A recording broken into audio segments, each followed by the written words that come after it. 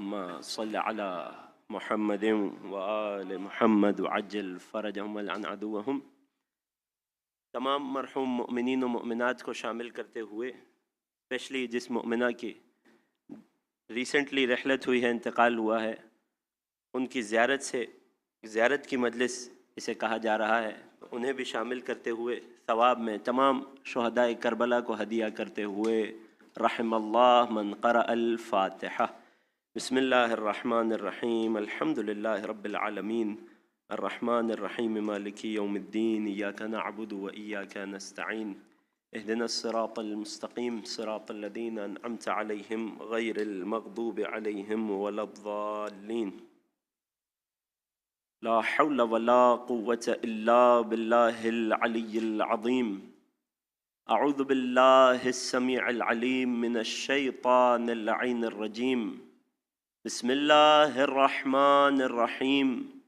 الحمد للہ الذی خلقنا فی امة الذی فاز رتبته الى قاب قوسین، واکرمنا بولایت وصیہ الذی ردت له الشمس مرتین، وجاہدا بالسیفین وصلى الى القبلتین، وشرفنا بحب الزہراء ام السبطین، والصلاة والسلام على اشرف الکونین رحمت للدارین جد الحسنین اعنی ابا القاسم محمد۔ اللہم صل علی محمد وآل محمد وعلى اہل بیتہ الاطیبین الاطہرین رحمت اللہ علی محبیہم ولعنت اللہ علی اعدائہم وغاصبی حقوقہم اجمعین۔ اما بعد فقد قال اللہ الحکیم فی کتابہ الکریم، بسم اللہ الرحمن الرحیم، وآت ذا القربى حقہ، صدق اللہ العلی العظیم۔ صلوات پڑھیں محمد وآل محمد پر، اللہم صل علی محمد وآل محمد۔ ابتدائی کلام تمام حاضرین فرش عزا کی خدمت میں سلام علیکم ورحمۃ اللہ۔ اللہ عز و جل کا اس بات پر شکر ادا کرتے ہیں کہ اس اللہ نے ہمیں یہ توفیق نصیب کی کہ عزائے جناب فاطمہ منانے کے لیے دختر رسول کا پرسہ، رسول اور ام الائمہ کا پرسہ تمام ائمہ طاہرین کی بارگاہ میں پیش کرنے کے لیے ہم یہاں بارگاہ میں حاضر ہوئے۔ پروردگار ہم سب کی عزا کو اپنی بارگاہ میں قبول فرمائے، دنیا میں شہزادی کی معرفت میں اضافہ فرمائے اور آخرت میں بی بی کی شفاعت نصیب فرمائے۔ تمام کی عزاداری کی قبولیت کے لیے مل کر ایک صلوات پڑھ دیجئے۔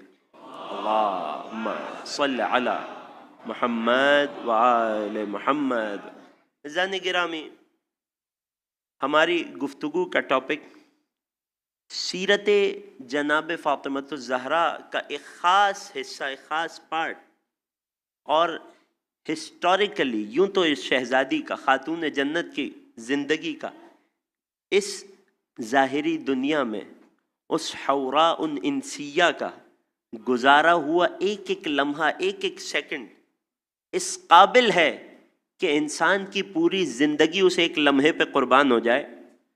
لیکن ہسٹوریکلی ہمارے بھائی نے، جس شہزادے نے قرآن کی آیت کی تلاوت کی اور جس زمانے سے اسے جوڑا، جس ٹائم پیریڈ سے اسے جوڑا، اس ٹائم پیریڈ میں جناب فاطمہ الزہرا کی ذات گرامی اور ان کی سیرت یہ جو بہت زیادہ اہمیت رکھتی ہے، فدق، اور بالخصوص اس فدق پر یا اس فدق کے ٹاپک اور عنوان پر دختر رسول کا دیا گیا خطبہ، یہ انشاءاللہ ہماری اس گفتگو کا ان چند دنوں کے لیے ٹاپک رہے گا۔ کوشش کروں گا جس قدر ہو سکے ٹاپک وائز خطبہ فدق کے پارٹس کو آپ تک پہنچا سکوں۔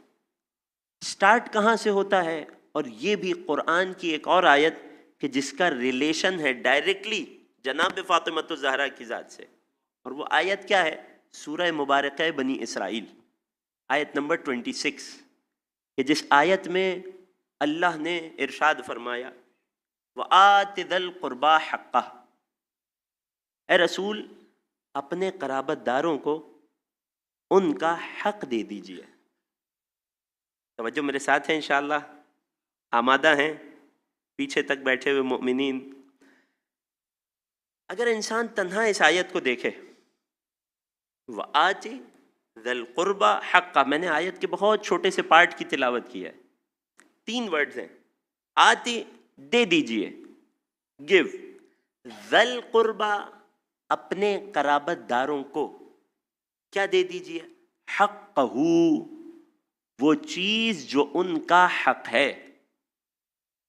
ایسا کوئی بھی انسان جو یہ دعویٰ کرتا ہو کہ صرف قرآن کافی ہے، اس کے لیے قیامت تک یہ آیت سوال بنی رہے گی. نہ وہ صرف آیت کو پڑھ کے رسول کے قرابت دار کو پہچان پائے گا، نہ وہ اس حق کو سمجھ پائے گا جس کی آیت میں بات ہو رہی ہے. لہٰذا ضروری ہے کہ انسان اس آیت کو سمجھنے کے لیے رسول کی سیرت کو دیکھے. اور جب مسلمانوں نے اس آیت کے شان نزول کو دیکھا، رسول کی سیرت کی طرف نگاہ کی، تو کیا پایا کہ جیسے ہی اسلام کو ظاہری طور پر اس کی سب سے بڑی فتح یعنی جنگ خیبر کی فتح نصیب ہوئی، تو خیبر کہ جو یہودیوں کا سب سے طاقتور کاسل تھا، قلعہ تھا، اب خیبر کے پیچھے جو یہودیوں کی بڑی بڑی آبادیاں تھیں، ان سب پر اللہ نے مولا علی کی تلوار کا روب ڈال دیا. ان سب کے دلوں میں اسلام کا خوف بیٹھ گیا. لہٰذا وہ جو اب تک رسول سے جنگ پہ تلے ہوئے تھے، اب وہ گروپس بنا کر رسول کے پاس صلح نامے لے کر آنے لگے. یا رسول اللہ یہ کچھ لے لیجئے، یہ جزیہ ہے، جو آپ کی شرائط ہیں آپ بتا دیجئے، ہم صلح کرنا چاہتے ہیں، ہم مزید آپ سے جنگ نہیں کریں گے. انہی قریوں، بستیوں، آبادیوں میں سے ایک قریہ تھا، ایک بہت بڑا ولیج تھا کہ جس کا نام تھا فدق. توجہ میرے ساتھ ہے؟ تو یہاں 2-3 غلط فہمیاں ہم دور کرتے ہیں تاکہ میں اس خطبے تک پہنچ پاؤں.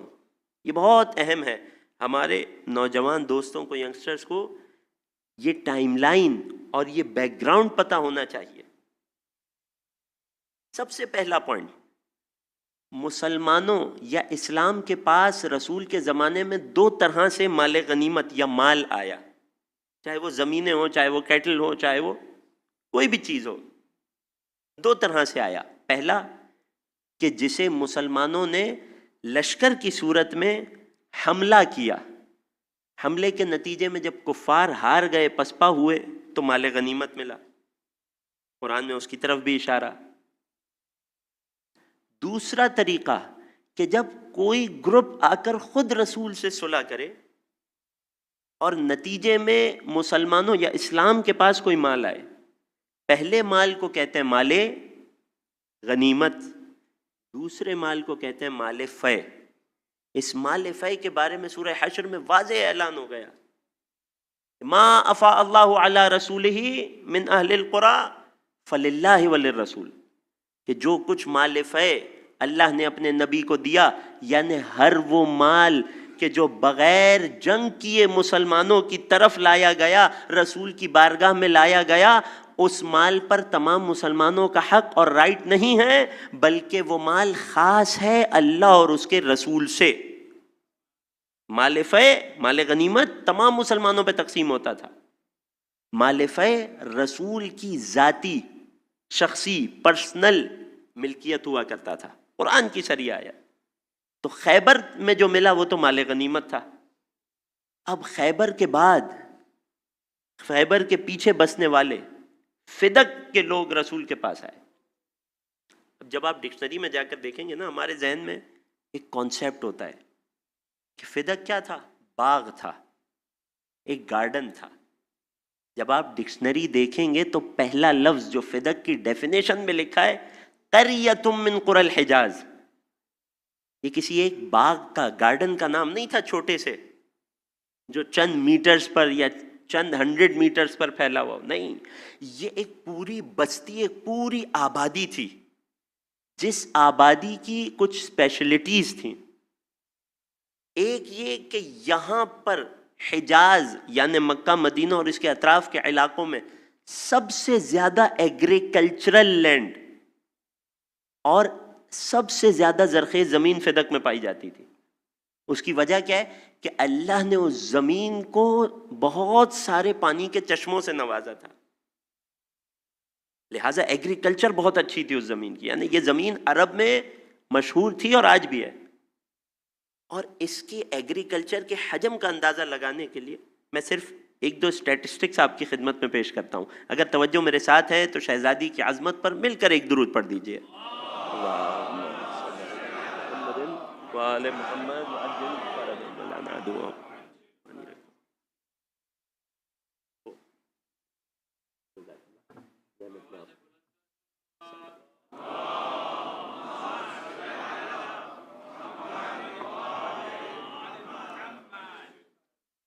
علماء برادران نے لکھا، مثلا ابن ابی الحدید معتزلی اور دیگر اور ہسٹورینز نے لکھا کہ فدق کی سالانہ آمدن، یعنی اس سے کتنا کمایا جاتا تھا. فدق کھجوریں اگا کرتی تھیں اس پورے علاقے میں.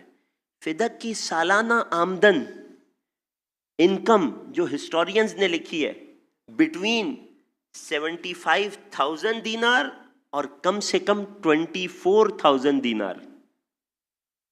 یہ فدق کی زمین کی سالانہ انکم ہے. دینار عربی زبان میں گولڈ کوئن کو کہتے ہیں، اور اس گولڈ کوئن کا وزن حجاز میں یعنی مدینہ اور مکہ میں 4.25 گرامز آف گولڈ ہوا کرتا تھا. اب یوں آپ زیادہ ویلیو کو چھوڑ دیجئے، سب سے کم ویلیو لیجئے. اس 4.25 گرام گولڈ کو آپ ملٹی پلائی کیجئے کس سے؟ 24,000 سے. تو آپ کے سامنے جو کیلکولیشن آئے گی، میں کر چکا ہوں، آپ زحمت نہیں کیجیے گا، وہ ہے 102 کلو گرامز آف گولڈ. یقیناً اس زمانے میں گولڈ میں بہت ساری ملاوٹ ہوا کرتی تھی، اور یہ میں صرف سمجھانے کے لیے بتا رہا ہوں. اب اس گولڈ کی 102 کلو 102 کلو گرامز آف گولڈ کی آج کے حساب سے آپ ویلیو نکال کر دیکھیے. قوت خرید کا، بائنگ پاور کا فرق اپنی جگہ ہوگا. میں صرف سمجھانے کے لیے یہ ویلیویشن بتا رہا ہوں کہ اس زمانے اور اس دور کے حساب سے فدق کی زمینیں کتنی قیمتی تھیں اور ان کی آمدن اور انکم کتنی زیادہ تھی. یہ بات آپ تک پہنچ گئی؟ اس بات کو سمجھانے کی وجہ کیا ہے جانتے ہیں؟ کیونکہ آج 1400 ایئرز بعد لوگ آ کر کہتے ہیں کہ 15-16 ٹریز تھے اور کچھ بھی نہیں تھا. ہسٹورینز نے باقاعدہ لکھی ہے فدق کی آمدن. تو یہ فدق والے لوگ رسول کے پاس آئے اور رسول سے صلح کی خواہش کی، جزیہ قبول کیا، اور صلح میں جیسچر کے طور پر فدق کی آدھی زمینیں، half of the lands of Fadak, رسول اللہ کی خدمت میں پیش کر دیا. یہ مال جنگ سے حاصل ہوا؟ مجھے جواب دیجیے گا، نہیں. لہٰذا اس مال کو کیا کہا جائے گا؟ مال فے. مال فے کس کی ملکیت ہے؟ ما افا اللہ علی رسول. سورہ حشر کی سٹارٹنگ کی آیات میں واضح اعلان ہو گیا. تو لہٰذا یہ مال، یہ زمینیں، یہ لینڈ جو بہترین ایگریکلچرل لینڈ تھا، وہ رسول کی پرسنل ملکیت میں آ گیا. ادھر فدق رسول کی ملکیت میں آیا، ادھر آسمان سے جبرائیل امین نبی پر نازل ہوا، اور فوراً سے آ کر سورہ بنی اسرائیل کی آیت 26 کی تلاوت کی. وَآتِ ذَا الْقُرْبَى حَقَّهُ. اے رسول خدا، اللہ کا پیغام یہ ہے کہ اپنے قرابت داروں کو ان کا حق دے دیجئے. لیکن ابھی بھی واضح نہیں ہے کہ قرابت دار کون ہیں اور حق کیا ہے. یہ رسول اپنے ایکشن سے بتائیں گے کہ کیا مراد ہے اس آیت سے. مگر تمام مفسرین نے، برادران کے ہمارے تمام مفسرین نے اس روایت کو اس آیت کے شان نزول میں نقل کیا. لما نزلت هذه الآیہ، جیسے ہی جبرائیل امین رسول پر یہ آیت لے کر نازل ہوئے، دعا فاطمہ تھا، رسول نے اپنی بیٹی فاطمہ کو بلایا، وَأَعْطَاهَا فِدَقًا، اور فدق کی زمینیں جناب زہرا کو تحفے میں دے دی. سب مل کر یا علی مشکل کشا. غور کیا آپ نے؟ یہاں نبی کا ایکشن قرآن کی آیت کی تفسیر کر رہا ہے. لہذا قرآن کو سمجھنا ہے تو بھی ضروری ہے کہ نبی اور آل نبی کے ایکشنز کو دیکھا جائے، نظر میں رکھا جائے. یہاں ایک بات انٹرسٹنگ ہے. یہاں تک تو ہمیں پتہ چل گیا کہ ذی القربہ سے مراد کیا ہے؟ دختر رسول ہیں. رسول اپنے عمل سے بتا رہے ہیں آیت پر کہ یہاں ذی القربہ سے اللہ کی مراد جناب فاطمہ ہے. حقہ سے مراد کیا ہے؟ وہ فدق کا مال. لیکن میں چاہتا ہوں آپ تھوڑا سا اس آیت پر اور غور کریں تو جناب زہرا کے مقام اور مرتبے کے کچھ نئے راز ہم پر کھلیں گے. میں اپنی ذاتی محنت سے کمایا ہوا، حاصل کیا ہوا کوئی مال آپ کو لا کر دوں تو کس عنوان سے دوں گا؟ جناب یہ آپ کی خدمت میں گفٹ ہے، اور آپ، یہ صرف میں اگزامپل دے رہا ہوں، اور آپ کس عنوان سے لیں گے؟ قبلہ آپ کا بہت شکریہ، آپ نے مجھے یہ مال تحفے میں دے دیا. کیا کسی انسان کو یہ حق ہے کہ کسی دوسرے کا محنت سے حاصل کیا گیا مال اس سے لیتے ہوئے یہ کہہ کر کے لے کہ یہ تو میرا حق ہے مجھے دے دو؟ توجہ کیجئے گا، وہ فدق کی زمینیں جو رسول کو فدق کے یہودیوں سے ملی تھیں، مال فے کے نتیجے میں ملی تھی، جب جناب زہرا کو عطا کرنے کا حکم دیا جا رہا ہے تو یہ نہیں کہا جا رہا وَآتِ ذَا الْقُرْبَى مِن مَالِكَ کہ اپنے قرابت داروں کو اپنا مال دے دیجئے. نہیں، وَآتِ ذَا الْقُرْبَى حَقَّهُ اپنے قرابت داروں کو وہ مال جو ان کا حق تھا وہ دے دیجئے. غور کیا آپ نے؟ تو سوال یہ ہے کہ اللہ کے رسول کی گردن پر اپنی بیٹی کا وہ کون سا حق تھا کہ جیسے ہی فدق کی زمین مل رہی ہے اعلان ہو رہا ہے یہ فاطمہ کا حق انہیں لوٹا دیا جائے. اگر یہ سوال آپ تک پہنچ گیا تو ایک صلوات پڑھ دیجئے. اللہم صلی علی محمد و علی محمد. جواب ایک روایت میں ملتا ہے، کتاب عوالل آلی، اور ان سے صاحب احتجاج نے بھی اس روایت کو نقل کیا کہ جب رسول نے اپنی دختر جناب زہرا کو فدق عطا کرنے کے لیے بلایا تو ساتھ میں ایک جملہ کہا، ایک تمہید باندھی اور فرمانے لگے کہ اے فاطمہ، میری گردن پر آپ کی مادر گرامی جناب خدیجہ طاہرہ کا حق مہر تھا. غور کیجئے گا، وَآتِ ذَا الْقُرْبَى حَقَّهُ، اے فاطمہ میری گردن پر آپ کی مادر گرامی جناب خدیجہ کا حق مہر تھا. میں ان کی حیات میں تو نہ دے سکا انہیں، مگر اب جب میرے پاس یہ مال آ گیا ہے اور اللہ کا حکم بھی آ گیا ہے تو یہ میں آپ کو تحفے میں دے رہا ہوں. اس مال اور حق مہر کے بدلے جو میری گردن پر تھا آپ کی والدہ کے لیے، اب یہ آپ کی اور آپ کی نسل پاک کی ملکیت ہے. وَآتِ ذَا الْقُرْبَى حَقَّهُ. ادھر رسول نے بیٹی کو فدق دیا، بی بی نے فدق ریسیو کیا، بی بی کے عمال، ورکر، سرونٹس فدق کی زمین کی دیکھ بھال کرتے تھے اور اس ایگریکلچرل لینڈ سے شہزادی کے گھر انکم آنے لگی. یہاں تک کہ جب رسول کی رحلت ہوئی تو رحلت کے بعض نریشنز کے مطابق، اب اس میں تھوڑا سا اختلاف ہے، یہ بات کنفرمڈ ہے، طے ہے کہ رحلت کے فوراً بعد. اب یہ کتنے ڈیز تھے؟ بعض نریشنز میں صراحت آئی ہے کہ 10th ڈے تھا. یہ رسول کے اس دنیا سے جانے کے بعد 10واں دن تھا کہ جب فدق سے بی بی کے سرونٹس کو، بی بی کے ورکرز کو نکال دیا گیا اور فدق اپنے قبضے میں لے لیا گیا. اب کیا ہوا؟ دختر رسول نے فدق کا مطالبہ کیا. جب میں نے فدق کی مالی انکم آپ کی خدمت میں پیش کی ہے تو کوئی یہ گمان نہ کرے کہ دختر رسول فدق مانگنے دربار میں اس لیے تشریف لے گئی کیونکہ اتنا زیادہ مال تھا. آپ فدق کے مال کی کوانٹٹی کو دیکھ رہے ہیں مگر مقابل میں جو بی بی ہے اس کے رتبے کو بھی ذہن میں رکھیے گا. کل المہدی سینٹر کی مجلس میں سیرت جناب فاطمہ، جو ایک ہمارا کرونالوجیکل ٹائم لائن کے ساتھ ساتھ چل رہا تھا، کل ازدواج جناب فاطمہ کو پڑھا. ایک چیز جو وہاں رہ گئی تھی یا وہاں چھوڑ دی گئی تھی آج 2 جملوں میں پیش کر دوں تاکہ اندازہ ہو کہ یہ فدق کی مالیت اور یہ مال جو ہمیں اتنا زیادہ لگ رہا ہے اس شہزادی کے مقابلے میں اس کی کیا وقعت ہے. یہ کون شہزادی ہے؟ یہ وہ ہستی ہے کہ جسے جب حق مہر دیا گیا تو ظاہری طور پر تو 500 چاندی کے سکے تھے جو ہمارے ہاں سنت حق مہر معروف ہے. متفق ہے؟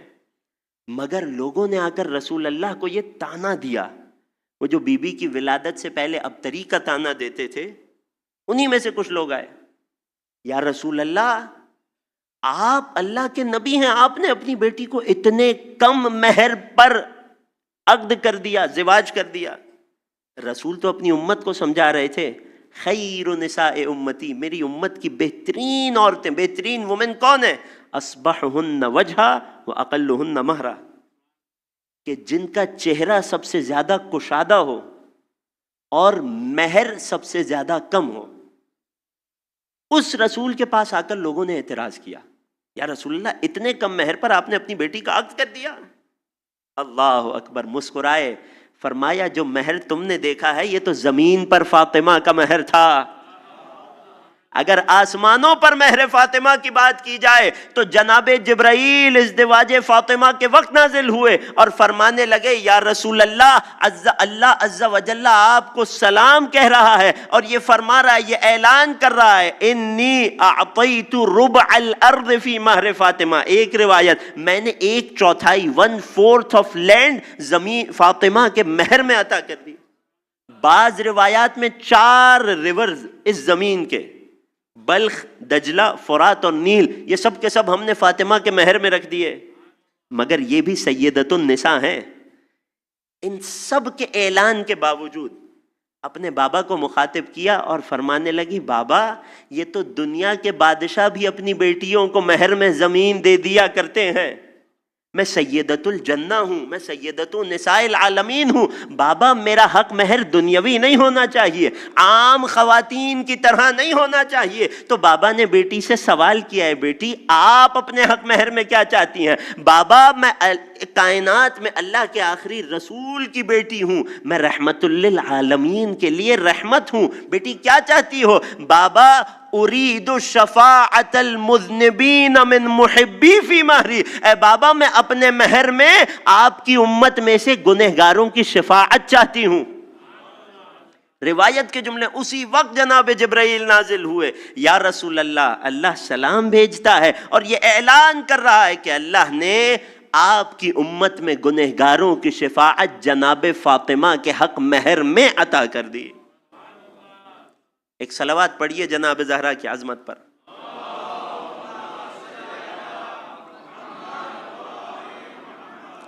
تو شہزادی نے جب فدک مانگا تو اس لیے نہیں مانگا کہ مال کی بڑی اہمیت تھی، بلکہ کیوں مانگا؟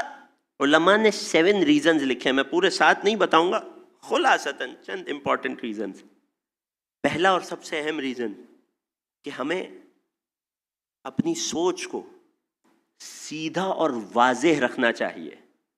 حق کسی انسان کا کتنا ہی چھوٹا کیوں نہ ہو، کتنا ہی کم کیوں نہ ہو، عقلاء اس بات کی گواہی دیتے ہیں کہ ضروری ہے کہ حق کا مطالبہ کیا جائے، کسی کو اپنا حق کھانے کی اجازت نہ دی جائے چاہے وہ کتنا ہی کم کیوں نہ ہو۔ یہ انسانی اقدار، اس کی ویلیوز، اس کے اخلاق کا تقاضا ہے۔ دوسری اور اہم ترین بات کہ شہزادی نے جب فدک کا مطالبہ کیا تو مطالبہ فدک کا نہیں، خلافت امیر المؤمنین کا مطالبہ تھا۔ توجہ میرے ساتھ ہے، دلیل پیش کر دوں۔ ابن ابو الحدید معتزلی نے کتاب شرح نہج البلاغہ میں اس مناظرے کو، اس بات کو لکھا، اس ڈائلاگ کو لکھا، اپنے استاد سے پوچھا کیا فدک دختر رسول کا حق تھا؟ کہنے لگے بالکل تھا۔ تو کیوں نہ دیا گیا؟ کہنے لگے کہ اگر آج بغیر گواہوں کے فاطمہ کو فقط ان کے دعوے پر فدک دے دیا جاتا تو کل یہی دختر رسول آتی اور فرماتی کہ یہ رسول کی جانشینی میرے شوہر کا حق ہے، اور جس نے پہلے ان کا مطالبہ مان لیا تھا اب اس کے پاس انہیں جھٹلانے پر کوئی وجہ نہیں تھی۔ جناب فاطمہ نے فدک کا مطالبہ کیوں کیا؟ تاکہ اپنے شوہر نامدار، وصی رسول رب العالمین، اخ رسول، زوج بتول، حضرت علی ابن ابی طالب علیہ الصلاۃ والسلام، اللہم صل علی محمد وآلہ، تاکہ مولا علی کے حق کا دفاع فرمائے۔ اور کیا خوب دفاع فرمایا دختر رسول نے۔ رسول کے وصی کے حق کا کیا خوب دفاع فرمایا. جیسے جیسے ہماری گفتگو آگے بڑھے گی آپ کے لیے بات اور کلیئر ہوتی چلی جائے گی کہ کس کس انداز سے شہزادی نے مولا علی کے حق کو ثابت کیا ہے. ایک اور دلیل دوں کہ کیوں شہزادی صرف فدق مانگنے نہیں گئی تھی دربار میں، بلکہ اس کے پیچھے اس سے بہت بڑے اہداف تھے. اس پر سب سے بڑی دلیل یہ ہے کہ شہزادی جب خطبہ فدق ارشاد فرمانے دربار تشریف لے گئیں تو آپ پورے خطبہ فدقیہ کو پڑھ لیجئے. اس پورے خطبے میں بہت کم پرسنٹیج ہے وہ کہ جس میں شہزادی نے فدق پر بات کی ہے. غور کر رہے ہیں؟ حمد و ثنا سے بات کا آغاز ہوا. ہم ترتیب سے پیش کریں گے انشاءاللہ اور ہر پوائنٹ پر خطبے کے جملوں سے سینٹنسز سے ایگزامپل پیش کرتے جائیں گے. شہزادی نے حمد پروردگار سے شروع کیا. تمام دین اسلام کی تعلیمات کا نچوڑ آپ کو خطبہ فدق میں مل جائے گا. بات پہنچ گئی تو ایک درود پڑھیے شہزادی کی عظمت پر. صلی علی محمد. اور یہاں ہمیں ایک بہت اہم پیغام ملتا ہے کہ کون دختر رسول؟ وہ شہزادی کہ جب ان سے پوچھا گیا، اور میری ماں بہنوں بیٹیوں کے لیے پیغام، جب میری بیوی سے پوچھا گیا، اور واقعہ یہ ہے کہ رسول نے مسجد میں اپنے اصحاب سے پوچھا تھا کہ من ہی خیر النساء، عورتوں میں بہترین عورت کون ہے؟ یعنی بہترین عورت کی خصوصیت کیا ہے؟ روایت کے عجیب جملے ہیں. بعض روایات کے مطابق جناب سلمان، بعض کے مطابق بہترین مرد. یعنی مولا علی نے یہ سوچا کہ کیوں نہ یہ سوال بہترین عورت سے جا کر پوچھا جائے. مولا علی اٹھے ہیں اور جناب فاطمہ کے حجرے میں تشریف لائے ہیں. یا بنت رسول اللہ، آپ کے بابا نے مسجد میں سوال کیا ہے، آپ بتائیے جواب کیا ہے. یا علی کیا سوال ہے؟ میری امت کی بہترین خاتون کون ہے؟ یعنی سب سے ہائی ویلیو وومن کون ہے رسول کی نگاہ میں؟ خوب توجہ کیجیے گا. آپ اختلاف کرنا چاہیں، آپ کو اختلاف کرنے کا حق ہے. اللہ کے رسول اپنی نگاہ بتا رہے ہیں. رسول کی بیٹی سے جب یہ سوال پوچھا گیا تو کیا فرمایا؟ فرماتی ہیں بہترین عورت وہ ہے اللہ یراہ الرجال، کہ اسے مرد نہ دیکھیں، اسے کوئی مرد نہ دیکھیں. ولا تر الرجال، نہ وہ کبھی کسی مرد کو دیکھے. کیا یہ پاسبل ہے؟ اب یہ فیصلہ کرنا ہر انسان کے اپنے اختیار میں ہے، لیکن شہزادی نے فارمولہ بتا دیا. یعنی کیا؟ جتنا زیادہ اس فارمولے کی خلاف ورزی ہوتی جائے گی اتنا شہزادی کی نگاہ میں خاتون کی ویلیو کم ہوتی چلی جائے گی. لہٰذا اگر پوری طرح پاسبل نہ بھی ہو تو جس قدر ہو سکے انسان اس فارمولے پر عمل پیرا رہے. یہاں بعض لوگ آتے ہیں کہ نہیں، اس سے مراد رسول کی یہ نہیں تھی. کیا مراد تھی؟ کہا مراد یہ تھی کہ بغیر حجاب کے کوئی مرد اسے نہ دیکھے. یہ تو بیسک بات ہے، یہ بہترین عورت کی ڈیفینیشن نہیں ہے، یہ تو بیسک مومنہ کی ڈیفینیشن ہے کہ کوئی نامحرم مرد اسے بغیر حجاب کے نہ دیکھے. اور اگر یہی مراد ہوتی رسول کی اور دختر رسول کی تو پھر آپ دوسرے سینٹنس کی کیا تشریح کریں گے کہ وہ بھی کسی مرد کو نہ دیکھے؟ مرد پر تو کوئی حجاب نہیں ہے اب تک کی میری اطلاعات کے مطابق. تو لہٰذا ضرورت کس بات کی ہے کہ جو دختر رسول کا اور رسول کا کلام ہے اسے اس کے حقیقی معنی پر رہنے دیا جائے. خوب توجہ کیجیے گا، پیغام ہے آج کی مجلس کا، جس تک پہنچ جائے اظہار کیجیے گا. رسول اور آل رسول کے پیغام کو اس کے مقام پر، اس کے حقیقی معنی کے لیول پر، اس کے سٹینڈرڈ پر رہنے دیا جائے. یہ نہ کیا جائے، یہ کوشش نہ کی جائے کہ رسول اور آل رسول کے کلام کے سٹینڈرڈ کو کم کر کے اپنے تک لائیں، بلکہ کوشش اور اپروچ یہ ہونی چاہیے کہ اپنا سٹینڈرڈ اتنا بڑھائیں کہ رسول اور آل رسول کے کلام تک پہنچ پائیں. اگر پیغام پہنچ گیا، ایک درود پڑھیے جناب زہرا کی عظمت پر۔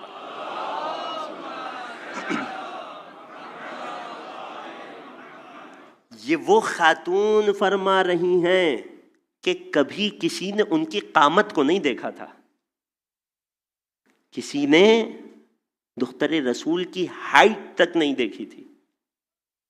دلیل دوں، یہی وجہ تھی نا کہ ایک روز شہزادی پریشان بیٹھی تھی، چونکہ یہ اتنا اہم پیغام ہے اس لیے تھوڑی سی بات کر رہا ہوں۔ شہزادی ایک روز پریشان بیٹھی تھی، جناب اسما بنت عمیس نے سوال کیا، ہے دختر رسول کیا بات پریشان کر رہی ہے؟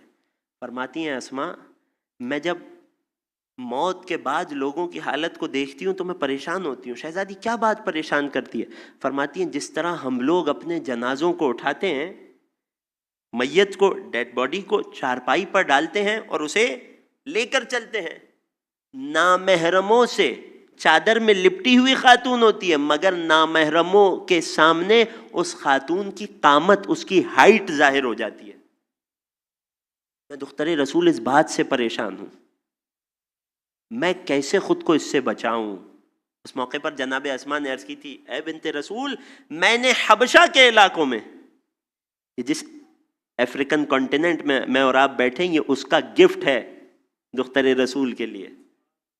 اے شہزادی، میں نے حبشہ کے علاقوں میں جب میں جناب جعفر کے ساتھ رہتی تھی تو میں نے ایک طریقہ دیکھا تھا کہ وہاں کسی کی ڈیتھ ہوتی تھی تو وہ ایک پورا لکڑی کا ووڈن تابوت بناتے تھے جو پورا کورڈ ہوتا تھا، جس میں انسان کی ہائٹ تک چھپ جاتی تھی، اور جناب فاطمہ نے دختر رسول کو بنا کر دکھایا تھا، اے شہزادی یہ دیکھیں، یہ اس طرح سے بنتا ہے اور اس میں خاتون کی ہائٹ پوری طرح چھپ جاتی ہے۔ روایت کے جملے فَفَرِحَتْ بِذَلِكَ، دختر رسول کو یہ دیکھ کر خوشی محسوس ہوئی تھی، گویا یہ وہ فخر آخرت تھی دختر رسول کی کہ جناب اسما نے جسے کم کیا، وہ بھی کہ جس کی قد کاٹ تک کسی نے نہ دیکھا تھا۔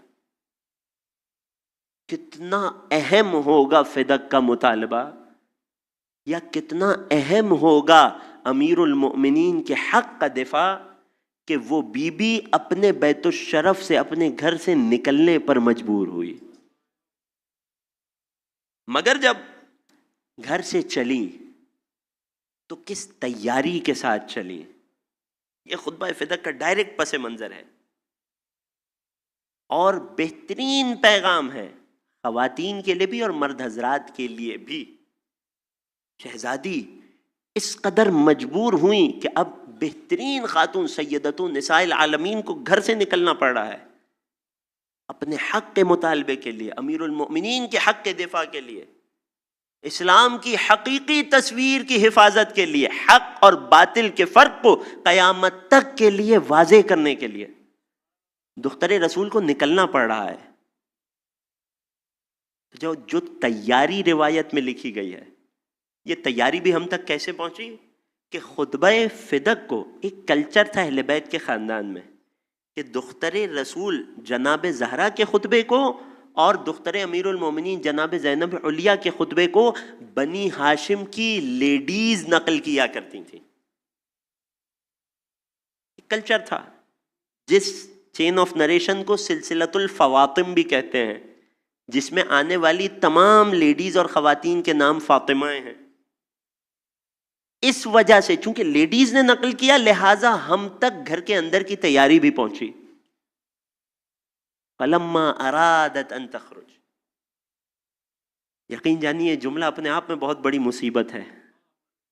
جب دختر رسول نے اپنے بیت الشرف سے نکلنے کا ارادہ کیا اس حق کو طلب کرنے کے لیے جو ان سے چھینا گیا تھا، لاست خمارہا، اپنے سر مبارک پر اپنی چادر کو اوڑھا، اور فقط اتنا حجاب نہیں کیا، واشتملت بجلبابہا، جلباب عربی میں کہتے ہیں موٹی اور بڑی چادر کو، شہزادی نے خود کو جلباب نامی چادر میں پوری طرح لپیٹ لیا۔ اور یہ کیسا پردہ تھا، یہ کیسی چادر تھی، تطأ ذیولہا، کہ جب شہزادی چل رہی تھی، قدم اٹھا رہی تھی کائنات کی ملکہ، تو اس چادر کا دامن زمین پر شہزادی کے پیچھے پیچھے کھنچ رہا تھا۔ کیوں؟ کیونکہ یہ چادر شہزادی کے وجود سے بہت زیادہ بڑی تھی۔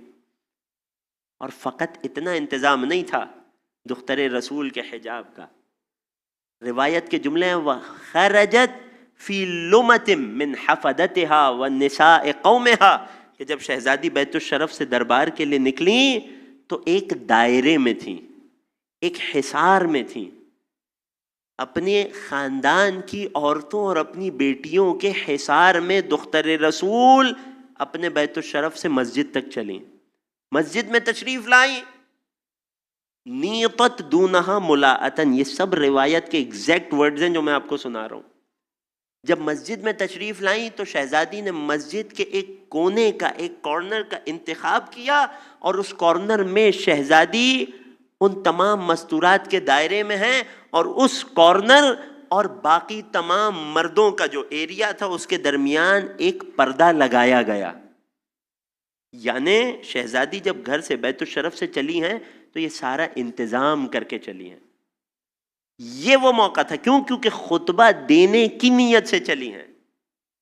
یہ وہ موقع تھا کہ جب شہزادی نے وہ خطبہ ارشاد فرمایا کہ جس کے بارے میں علماء یہ کہتے ہیں کہ پوری نہج البلاغہ کا نچوڑ اور خلاصہ اسے خطبے میں دکھائی دیتا ہے۔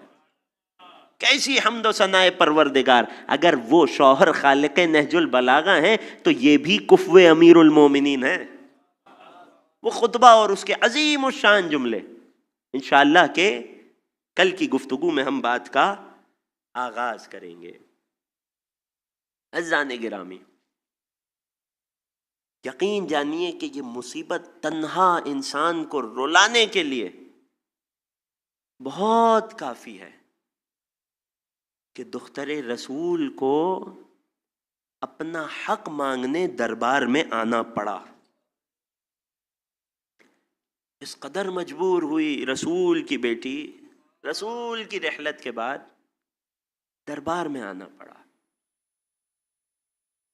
اور کاش فقط ظلم کی انتہا یہیں پر ہو گئی ہوتی۔ کیسے مظالم! نہ صرف یہ کہ اپنا حق مانگنے دربار میں تشریف لائیں، بلکہ ایک مرتبہ بعد رسالت مآب رسول کی اکلوتی وارث، اکلوتی بیٹی کے گھر پہ حملہ کیا گیا۔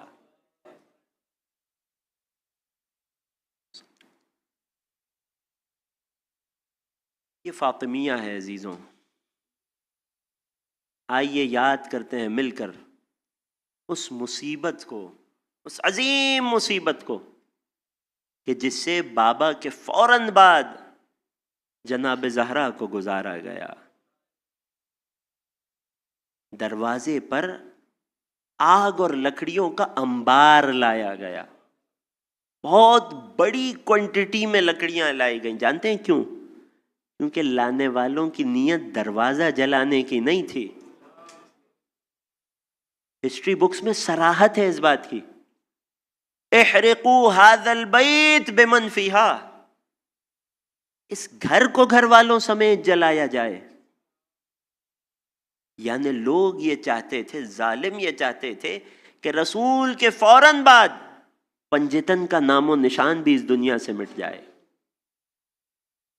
جب یہ جملہ سنا گیا، شہزادی کے جو پشت دروازہ پر آئیں، اور ایک جملہ آپ کی سماعتوں کے حوالے کر دوں تاکہ اس مصیبت فاطمہ پر ہمارا عقیدہ اٹل اور مضبوط رہے۔ جب مصیبت پر عقیدہ مضبوط ہوتا ہے تبھی یہ عقیدہ عقیدت کی صورت میں آنسو بن کے آنکھ سے بہتا ہے۔ لوگ بڑے عجیب سوال کرتے ہیں، دختر رسول کیوں پشت دروازہ پر آئیں؟ دختر رسول کیوں دروازے تک آئیں؟ کئی جواب دیے جا سکتے ہیں، میں خلاصہ کہہ دوں آپ کی بارگاہ میں، یہ سوال دختر رسول سے نہیں کیا جانا چاہیے کہ وہ کیوں پشت دروازہ پر آئیں، یہ سوال ان سے کیا جانا چاہیے تو جو دروازے کے باہر آگ اور لکڑیاں لے کر آئے تھے۔ یہ کیوں دروازے پر آئے تھے؟ دختر رسول کے اس دروازے پر کہ جس دروازے کے بارے میں رسول یہ پکار کر فرمایا کرتے تھے فاطمۃ بابھا بابی وحجابھا حجابی، یہ فاطمہ ہے، ان کا دروازہ میرا دروازہ ہے، ان کا حجاب مجھ اللہ کے رسول کا حجاب ہے، خبردار کوئی اسے پامال نہ کرنا۔ آگ اور لکڑیاں لائی گئی۔ مرتبہ شہزادی نے پکار کر فریاد کی، جب آنے والے نے کہا نا، اعلان کیا احرقوا ھذا البیت بمن فیہ، اس گھر کو گھر والوں سمیت جلا دیا جائے۔ قیل ان فیہا فاطمہ، وہ جو ہجوم کے ساتھ، جو لشکر کے ساتھ جو لوگ آئے تھے، ان میں سے کسی نے پکار کر کہا ارے اس گھر میں تو رسول کی بیٹی فاطمہ بھی ہے۔ تو آنے والے نے ایک اور جسارت کی، کہنے لگا وَإِن، ہوا کرے۔ یہ موقع تھا جب دختر رسول نے پشت دروازہ سے ایک فریاد کی، یا ابتاہ یا رسول اللہ اہٰکذا یصنع ببنتک وحبیبتک، اے بابا، اے اللہ کے رسول، کیا آپ کے جانے کے بعد آپ کی پیاری بیٹی کے ساتھ ایسا سلوک کیا جائے گا؟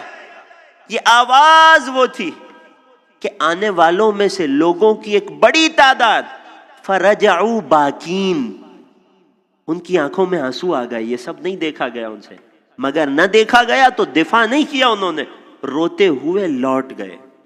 ایک بڑی تعداد، اب صرف دروازہ فاطمہ ہے، لکڑیوں کا ایک انبار ہے اور شقی ترین لوگ جمع ہیں۔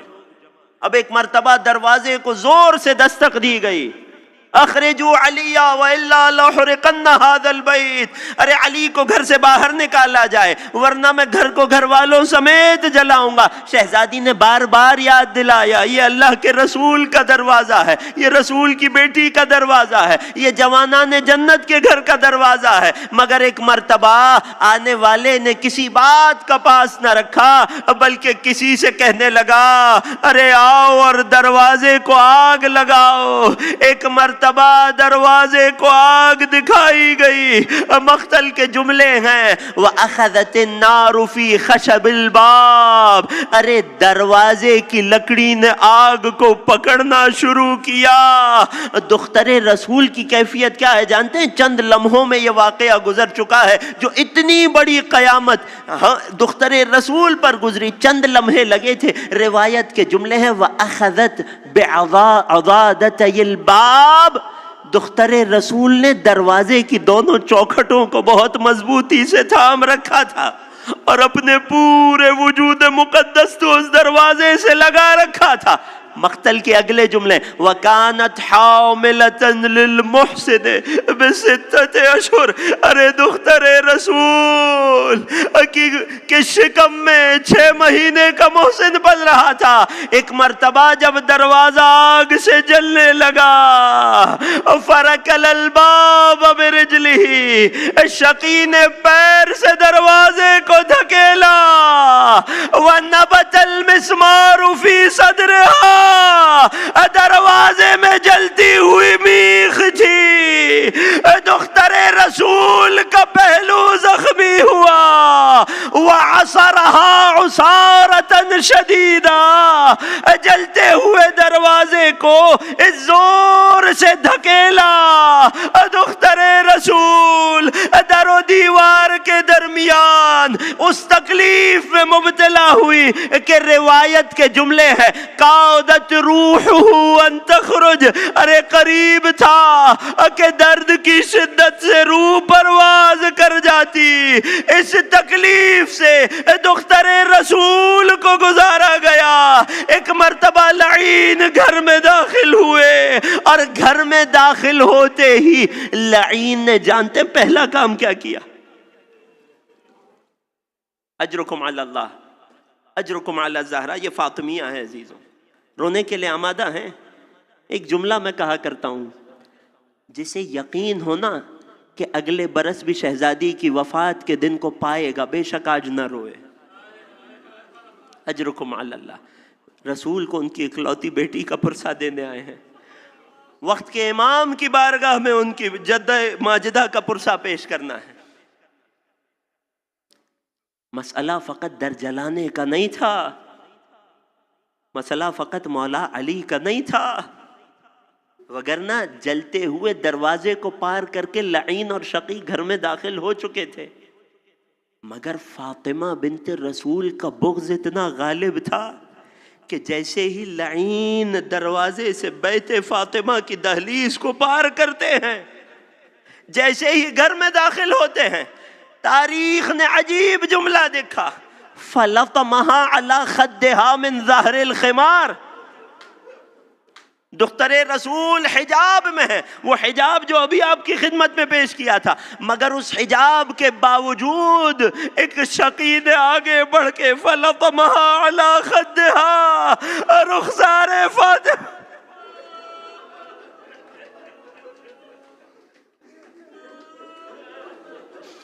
اجرکم علی اللہ، حق ہے عزیزو، حق ہے، دختر رسول کا ماتم ہے۔ اور جانتے ہیں کس شدت سے یہ تماچا لگایا گیا؟ چھٹے امام کے جملے ہیں، حتی بدا قرطاہا من تحت خمارہا، ارے اس شدت سے یہ تماچا لگایا گیا کہ ایک مرتبہ زیر حجاب دختر رسول کے گوشوارے مدینے کی خاک پر گر گئے۔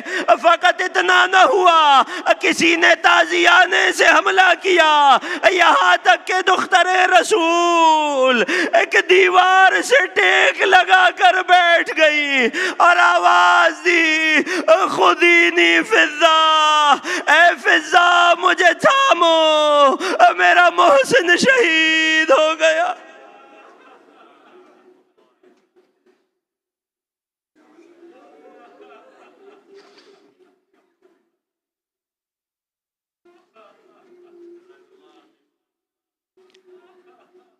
اجرکم علی اللہ، اجرکم علی الزہراء، الا ولعنۃ اللہ علی القوم الظالمین، وسیعلم الذین ظلموا آل محمد ای منقلب ینقلبون۔ بار الہ، تجھے واسطہ دختر رسول کی مظلومیت کا، تجھے واسطہ دختر رسول کی مصیبت کا، ہمارے ان آنسوؤں کو قلب مقدس رسول اللہ کے لیے، قلب پاکیزہ امیر المؤمنین کے لیے، قلب نازنین دختر رسول کے لیے مرہم کا باعث قرار دے۔ بار الہ اس ذکر کو اپنی بارگاہ میں ہم سے قبول فرما، اس ذکر کے صدقے ہمارے گناہان صغیرہ و کبیرہ کو معاف فرما۔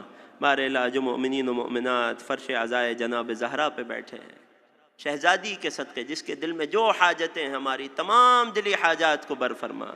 بار الہ ہمارے مرحومین کی مغفرت فرما، انہیں جوار اہل بیت میں جگہ عطا فرما۔ سب سے بڑی دعا، سب سے بڑی آرزو، منجی بشر، منتقم کربلا، فرزند زہرا، قائم آل محمد کے ظہور میں تعجیل فرما، ہمیں مولا کے اعوان اور انصار میں شمار فرما۔